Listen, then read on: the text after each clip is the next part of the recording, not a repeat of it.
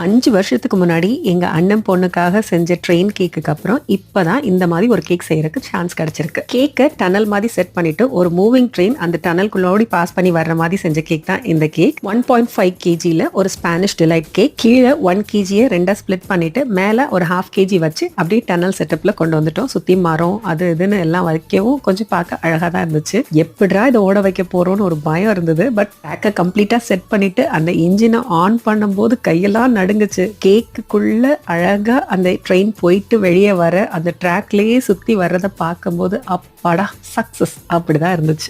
எங்க அண்ணன் பொண்ணுக்கு செஞ்ச கேக்ல 2 சைடும் டனல் இருக்கும். 2 டனல்லையும் ட்ரெயின் சுத்தி வரும். அந்த கேக்கோட லிங்கை நான் கீழே அட்டாச் பண்றேன், முடிஞ்சா பாருங்க. உங்களுக்கும் இந்த மாதிரி டிசைனர் கேக்ஸ் வேணும் அப்படின்னா ஸ்கிரீன்ல தெரியுற நம்பருக்கு வாட்ஸ்அப் பண்ணுங்க. உங்க ஆர்டர்ஸை எங்க கிட்ட பிளேஸ் பண்ணுங்க. உங்க குழந்தைங்களுக்கு பிடிச்ச மாதிரி கேக்ஸை நாங்க செஞ்சு தரோம்.